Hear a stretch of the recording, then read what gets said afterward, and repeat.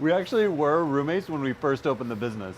I don't think either of us would recommend that you start a business with the person you're living with because there's no escaping each other. It's really terrible. Being a whole animal butcher shop, we end up with a lot of bones. About 40 to 45% of every animal is bone. People buy chicken bones, people buy beef bones, but they don't really buy pork bones, which sucks because that means we gotta throw them away. And we wanna be a zero waste as humanly possible. So the chef from one of our favorite ramen places, Suzume in Williamsburg, came in, said, "What are you doing with your bones? I wanna buy them all." So we're finally going to go check out the process, see what he does. Let's go to Suzume. Hello. So Josh, we're here with you, we're here with Nelson. You guys run this place. We're a whole animal butcher shop. Right. So we have a ton of pork bones every week. Makes perfect sense to partner with somebody that makes ramen to make really fantastic ramen. By you guys holding your pork bones with that dry aged beef, you're able to get like a lot of that funk and kind of like blue cheesiness that you would get out of dry aged beef, but with pork. And it's kind of interesting. I've never heard anybody talk about actually wanting some like dry aged funk, like that kind of bacteria rich environment to actually like become a part of the final product you're serving. Especially at a ramen shop, it's usually very clean bones, but you're actually looking for a more complex flavor profile. Yeah, so even like in normal stock making, you know, you'd usually blanch bones or roast them off or whatever to kind of draw out some of those impurities, but like I want all that slime. Slime might not be the most appealing word, but like that slime that forms from that blue cheesiness and it gets stuck in the fat, I want all that. Looking at the raw products, it's kind of crazy. Like you have the knuckle of the femur with a little bit of meat still attached to it. You then have like marrow that you're also going to marry like into this broth. I mean, you even have a tail similar to the foot, has more bones, has more collagen. You really are getting the whole pig. Yeah, totally. Just through the bone. What better application is there? You know? Yeah, there really isn't there one. really is. Yeah. This is the yao broth that's like cooled down. This is one that we made yesterday. You can see kind of like how gelatinous it is. And a lot of that's coming from the pig's Pure feet. collagen. Yeah, so you take water and this and create that. Right. Can we eat some of that? Absolutely. I don't think I've ever had anything quite like this before. Katsu broth? No, Yeah. certainly have Cold pork jelly. Yeah. Oh man. Wow. That really has like an amazing texture. It just like melts right away. You know when you make a turkey sandwich the day after Thanksgiving and there's like, There's all the- and yeah, there's there's like all the fat. leftover gravy? Yeah. Yeah. We're gonna throw in the pork bones and the pig's feet first, and we'll get those going. So you're not searing them, which a lot of stocks call for. Our ramen broth is white. We're not roasting the bones. I'm not gonna blanch either, but I want all that funk that we get from your dry aging room in the pot. 4 trotters split in half, so we're literally getting that full pig effect. All we gotta do is top this off with water and get this going. You don't want excess water, you just want just enough to cover. So we want it to be as concentrated as possible. So at this point, we're just gonna blast the heat. The aromatics kit is just gonna be these onions, which we're gonna brulee, ginger, carrots, bay leaf, coriander, and black pepper. There's nothing crazy here, and there's nothing that's gonna overpower the pork. So as these like bubbles start to come to the surface, you kind of see some of the protein starting to come up as well. Okay. Some of that's blood, and some of that's just like bone muck. For the next like 30, 45 minutes, someone's basically sitting here skimming this the entire time. Sounds super fun. I'll deal with this job. Over here we got one that's been going for about an hour and a half, 2 hours. It's already kind of been skimmed of a lot of the impurities. This is gonna roll for like 6, 7 hours. We're gonna throw in the dry aromatics and the herbs. The other aromatics have already gone in. We're good on adding these carrots, the onions, and this bacon for the last hour. We're nearing the end where we're gonna drop and cool the stock. Guys, can I stop now? No. There's so much muck, Josh. This goes for about 8 hours in total. So you got a deck of cards or something? Yeah, well, I was gonna make some lamb stuff for you in the meantime. Oh, okay, cool. Okay. Hold you over. So this is awesome. I've never had a lamb neck bow before. The neck is another perfect cut Yeah. to braise that people really don't know what to do with. Those muscles that get used the most are the ones that are gonna have a lot of flavor. You rarely see it in a butcher shop, much less like, I don't think I ever see it on a menu anywhere, ever. And it's got all that great collagen like we get out of the pig's feet. We'll just finish this lovage yogurt. What's up with yogurt going on a bow?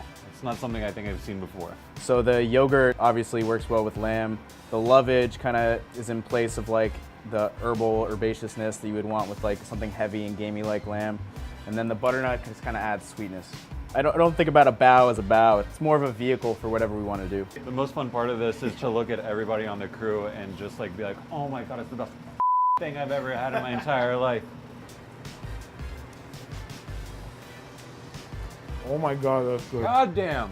Obviously with the neck and that dense muscle, it's not gamey.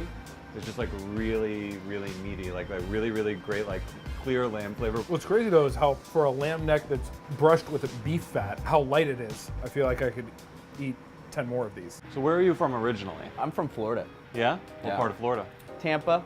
So, okay, so I feel like obvious questions. How does a white kid from Florida end up being the chef making all the ramen?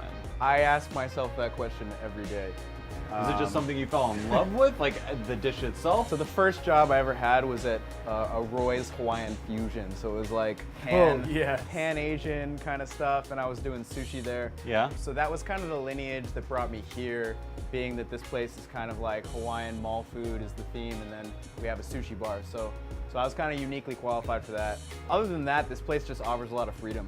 Like, as Hawaiian as it is, as much of a ramen place and a sushi place as it is, we're able to do all kinds of Okay, So that it's makes like- sense because like the first time I came here with my wife and we sat down at the bar and we were like, great, we're gonna get some ramen, and then we were like, fish tacos are on the menu? Like, okay, yes, we're getting fish tacos. This is gonna be fantastic. I'm kind of lucky where like I work for an owner that actually like just wants to make good food. So at the end of the day, like as long as you're making good food, it doesn't really matter.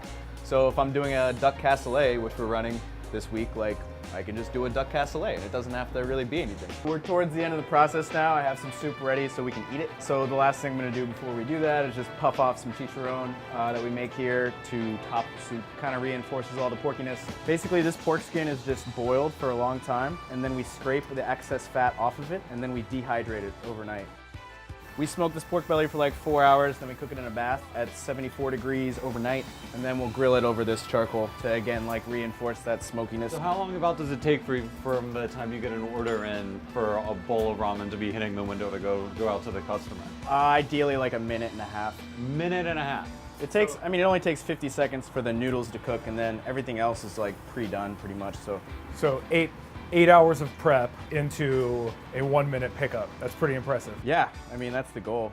This is braised pork shoulder that we braise in like a mother braise, so we continually reuse the same braise as bok choy that's just sauteed with some sake. And then we're just gonna throw this pork belly in there, and then these gargantuan chicharron. And there you have it. Oh my God.